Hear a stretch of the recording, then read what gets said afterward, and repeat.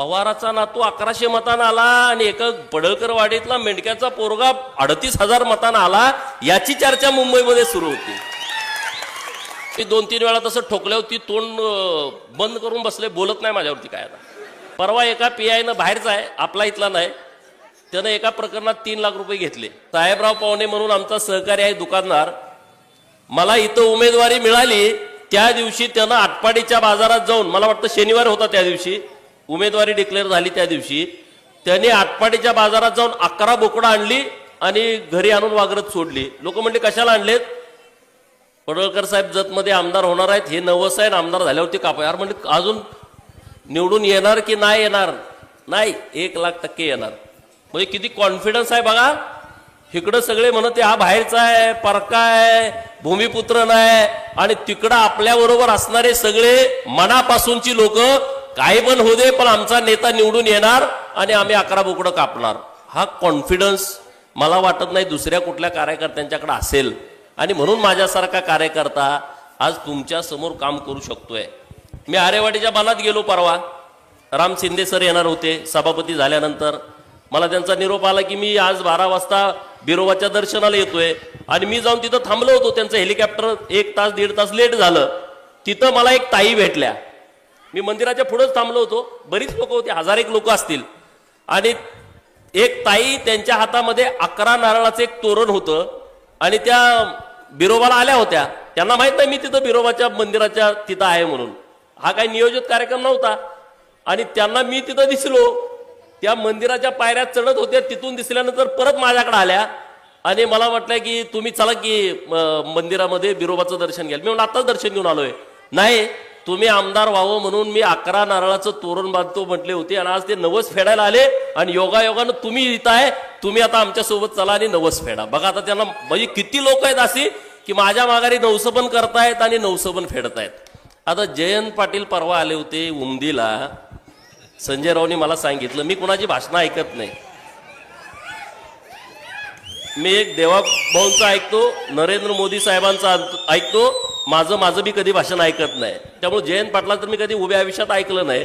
परंतु मला संजयराव काल गेल्यानंतर म्हटले की जयंतराव आले होते आणि ते असं म्हणत होते, माझी 2 आमदार व्यासपीठावरती आहेत, निवडणुकीच्या पूर्वी जर एक झाला असता तर चित्र वेगळं झालं असतं. जयंतराव, आता किती जरी तुम्ही एक झाला तरी काही फरक पडणार नाही, काही उपयोग नाही. आणि आता जयंतराव मध्ये गोपीचंद पडला पाहिजे. अरे ते वारं गेलं, हे जत आहे. अख्ख्या राज्यामध्ये राजकारणाचं वारं कुठून कसं फिरतं हे सामान्य जनतेला कुणाला कळतं? ते जतच्या लोकांना कळतं कसं फिरलंय कुणीकडे उपलायचं. बरोबर की नाही सांगा? बरोबर. सगळे पुढारी विरोधात, सगळे पुढारी विरोधात. अरे फक्त शिव्याच आईवरनं घालायचे राहिले होते, ते बाकी सगळं त्यांनी करून टाकलं. सगळ्या फेसबुकवरती, मोबाईलवरती सगळं तेच, टीव्हीवरती तेच. अरे पण जतची जनता आहे ही, मला माहित होतं. मला पराभवाची भीती अजिबात नव्हती. मी कधी कोणाला काय बोललो? अजिबात काय नाही. पण मी काळजी घेत होतो की आपण लोकांच्या मध्ये गेलं पाहिजे, लोकांना भेटलं पाहिजे, लोकांशी बोललो पाहिजे. परंतु जतकरांनी इतका मोठा दणका दिला, इतका मोठा दणका दिला. मी आता मुंबईत गेल्यानंतर पहिल्यांदा जेव्हा मुंबईत गेलो तेव्हा मला सगळे नेते मंडळी म्हणायला लागले, तू कसा काय निवडून आला?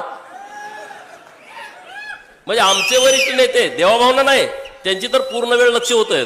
बाकीचे आमचे सगळे भाजपचे नेते सुद्धा मला म्हटले, अरे त्या टीव्हीवरती सगळं भाजप तुझ्या विरोधात होतं, नेते तुझ्या विरोधात बोलत होते, भूमिपुत्राचा मुद्दा राज्यभर गाजला होता, आणि मग तू कसं काय निवडून आला? मी म्हटलं मायबाप, जतची जनताच अशी आहे, ते भल्या भल्याला पाणी पाजतात. आणि त्यामुळं माझ्यासारख्या कार्यकर्त्याला त्यांनी सहज विधान भवनामध्ये सन्मानानं आणून बसवलं. हे सगळं जतच्या जनतेचं श्रेय आहे. मी माझ्या वरिष्ठांना सांगितलं. अरे ते म्हणले 1000-2000 ठीक आहे ना, पवाराचा नातू 1100 मतांना आला आणि एका पडळकर वाडीतला मेंढक्याचा पोरगा 38,000 मतांना आला, याची चर्चा मुंबईमध्ये सुरू होती. याची चर्चा मुंबईमध्ये सुरू होती. आता डॉक्टर राळी साहेबांनी सांगितलं की पहिल्यांदा जतच्या विधानसभेमध्ये इतक्या मोठ्या फरकानं विजय दिलेला आहे. हे पहिल्यांदा असं घडतंय. आज तुम्ही माझी मिरवणूक काढली. आता मिरवणूक आपली बऱ्याच वेळा झाली, इथं अर्ज भरताना झाली, निवडून आल्याच्या नंतर झाली, आणि आज तुम्ही विजय झाल्याच्या नंतर मिरवणूक झाली. आणि तो पण गजराज सोबत होता. गजराज हे शुभ चिन्ह आहे. पूर्वी सगळे राजे त्यांच्या दारामध्ये घोडे तर असायचे आणि त्यांच्या हत्ती असायची, एक शुभ चिन्ह आहे. आणि आज तुम्ही हत्तीवरून साखर वाटण्याचा कार्यक्रम आपल्या जत शहरामध्ये घेतला. आणि मी रॅलीमधून येत होतो आणि रॅलीमधून आल्याच्या नंतर माझ्या पूर्ण लक्षामध्ये आलं की जनतेने आमदार केलेला आहे, पण जनतेच्या माझ्याकडून खूप अपेक्षा आहेत. कारण प्रत्येक घरामध्ये, त्यांच्या गॅलरीमध्ये, प्रत्येक गल्लीमध्ये, प्रत्येक रस्त्यावरती माझ्या भगिनी मोठ्या संख्येनं या मिरवणुकीमध्ये मला दिसल्या, त्या आशीर्वाद देताना दिसल्या, त्यांच्या चेहऱ्यावरचं मला हास्य दिसलं. आणि त्या हास्याच्या मागं एकच कारण होतं की त्यांना वाटत होतं की देवाभाऊंच्या नेतृत्वात गोपीचंद काहीतरी जतला काहीतरी बदल करू शकतो, हा भाव त्यांच्या चेहऱ्यावरती होता. आणि त्यामुळं माझी जबाबदारी आता पूर्णपणे वाढलेली आहे. अगोदर मी जबाबदारीनेच इथं आलोय. मी नुसतं निवडून यायचं आणि कुठंतरी मजा मारायच्या आशयासाठी मी इथं आलेलो नाहीये. मी पूर्ण जत तालुक्यामध्ये परिवर्तन व्हावं. ते परिवर्तन सामाजिक असेल, राजकीय परिवर्तन तर तुम्ही 20 नोव्हेंबरला केलं. ते परिवर्तन शैक्षणिक क्षेत्रामधलं असेल आणि ते परिवर्तन पायाभूत सुविधा या जत तालुक्यामध्ये करणारा असेल आणि दुष्काळाचा कलंक कायमचं पुसणार असेल. हे परिवर्तन आपल्या जत तालुक्यातल्या लोकांना अपेक्षित आहे. आणि त्यामुळे मी तुम्हाला सांगतो, बघा, मला रात्रंदिवस जतच्या विकासाच्या बाबतीमध्ये झोप नाही. मी ज्या दिवशी आमदार झालो आणि मुंबईला गेलो, लेटर पॅड छापायचं होतं, त्यात 4-8 दिवस गेलं. लेटर पॅड छापायचं की नाही छापायचं, छापायचं की नाही छापायचं, ह्यात 4-8 दिवस गेलं. आणि ज्या दिवशी छापलं त्या दिवशी मी पहिलं आमदार झाल्यानंतर पत्र माननीय देवाभाऊंना दिलं. आणि मला त्या गोष्टीचा खूप आनंद झाला. ते पत्र यासाठी दिलं की महात्मा बसवेश्वरांची वचनं आणि त्यांचं सर्व साहित्य हे कन्नड भाषेमध्ये आहे. आणि मी माननीय मुख्यमंत्री महोदयांना विनंती केली की याचं मराठीमध्ये रूपांतर सरकारनं करावं आणि पाठ्यपुस्तकामध्ये त्याचा समावेश करावा. पाठ्यपुस्तकामध्ये त्याचा समावेश करावा. माननीय मुख्यमंत्री महोदयांना हे पत्र दिल्यानंतर त्यांना पण ते खूप आवडलं. मला म्हणले, काय पत्र? मी म्हणलं, साहेब, माझं पहिलं पत्र तुम्हाला द्यायला लागलोय. ते म्हणले, काय आहे? तर म्हणलं, महात्मा बसवेश्वरांची वचनं मराठीत रूपांतरित करायची आहे. त्यांचं सर्व साहित्य हे कन्नडमध्ये आहे. आणि आता महाराष्ट्रामध्ये लिंगायत समाजाची मुलं ही एकतर मराठी माध्यमातून शिकतायत, नाहीतर इंग्रजी मीडियम मधून शिकतायत. आणि त्या नवीन पिढीला आणि महाराष्ट्राला पण, नुसतं लिंगायत समाज नाही, महाराष्ट्राला सुद्धा हे माहिती व्हायला पाहिजे. आणि ते म्हणले, निश्चित चांगला विषय आहे, आपण तो मार्गी लावू. हे पहिलं पत्र मी दिलं. नंतर दुसरं पत्र दिलं आरटीओचं कार्यालय जतला. मी तुम्हाला म्हटलं होतं की आरटीओचं कार्यालय जतला झालं पाहिजे. आणि जेव्हा अधिवेशन होतं, बघा, पोरांना कळाले की टाळ्या आवाज होते जोरात. हा, आणि मला आनंद आहे की तुम्ही आज सगळे स्टेजवरती आला पाहिजे ना. ह्या पोरांना स्टेज मिळालं पाहिजे, ह्या पोरांना अधिकार मिळाले पाहिजेत, ह्या पोरांना पद मिळालं पाहिजे. यासाठी आपली लढाई आहे. आणि मी ठरवलंय, मी नुसतं बोलतो असं नाही. आता जेवढ्या कमिट्या जत मध्ये करायच्या आहेत, ज्यांना झेडपीचं तिकीट मिळेल त्यांना कमिटी नाही, ज्यांना पंचायत समिती तिकीट मिळेल त्यांना कमिटी नाही. पण ज्या समाजाला कधीच तिकीट मिळालं नाही त्या समाजाचं पोरग तहसीलदारच्या बाजूला खुर्ची लावून बसला पाहिजे, ती कमिटी आपल्याला करायची आहे. ज्यांना तुम्ही नेहमी अपमानित केलाय त्यांना सिंहासनावरती नेऊन बसवायचं आहे. आता ह्याचा भाऊ कोण मोठा असेल ना, त्याला मला तहसीलदारच्या, प्रांताच्या, कलेक्टरच्या बाजूच्या खुर्चीत नेऊन बसवायचा आहे. तो अधिकार त्यांना द्यायचा आहे. त्यासाठी तुम्ही मला निवडून दिलेला आहे. बरोबर की नाही? तुम्हाला काय वाटतंय सगळ्यांना? का तुम्ही बसलाय त्यांना पद पाहिजेत? नाराज होऊ नका बरं का. आपल्याला काहीतरी वेगळं करायचंय. मला त्यामध्ये तुमची मदत पाहिजे, त्यामध्ये तुमचं सहकार्य पाहिजे. अरे मिळू द्या ना. आम्ही मतं दिली नुसती, आम्ही मतं देतो, आम्हाला कधी तिकीट मिळत नाही.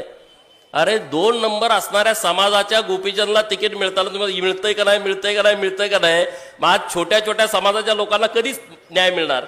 छोट्या छोट्या समाजाच्या लोकांना कधी व्यासपीठ मिळणार? आणि म्हणून त्या सगळ्या लोकांना, आणि जत शहरामध्ये आणि तालुक्यामध्ये बहुसंख्य बहुजन समाज आहे, छोट्या छोट्या समाजाची लोक खूप आहेत, त्या सगळ्या लोकांना आपल्याला न्याय द्यायचा आहे या प्रक्रियेच्या माध्यमातून. नाहीतर आमदारकी कशासाठी? मिरवण्यासाठी आहे. आमदारकी ही काय नुसती उपभोगण्यासाठी आहे. मी आमदार झाल्याच्या नंतर माननीय प्रांत साहेबांना आणि तहसीलदार साहेबांना या जत शहरामध्ये जेवढ्या झोपडपट्ट्या आहेत, इंदिरानगर झोपडपट्टी, एकता नगरची झोपडपट्टी, उमराणी रोडची झोपडपट्टी, घिसाडी समाजाची लोक रस्त्यावरती राहत आहेत, विठ्ठल नगरच्या तिथं विठ्ठल नगर मधली लोक, इथं त्रिमूर्ती कॉलनीच्या समोरची झोपडपट्टी, इकडं राजू यादव यांच्या वार्डामध्ये काही लोक झोपडपट्टीमध्ये राहतात. मी त्यांना आदेशित केलेला आहे की तात्काळ सगळी कागदपत्र काढा, कधी जुनी असतील तोपर्यंतची, जिथून 1920 असतील, 30 असतील, 40 असतील, सगळी कागदपत्र पुढच्या 4-5 दिवसामध्ये त्यांनी समोर आणावीत आणि या झोपडपट्टीमधल्या लोकांच्यासाठी आपल्याला एक चांगली स्कीम करायची आहे आणि त्याची सगळी परिपूर्तता अधिकाऱ्यांनी करावी. राज्य सरकारकडून मी जे काय लागतंय ते आणणार आहे, ते मी सूचना त्यांना दिलेल्या आहेत. मी तुम्हाला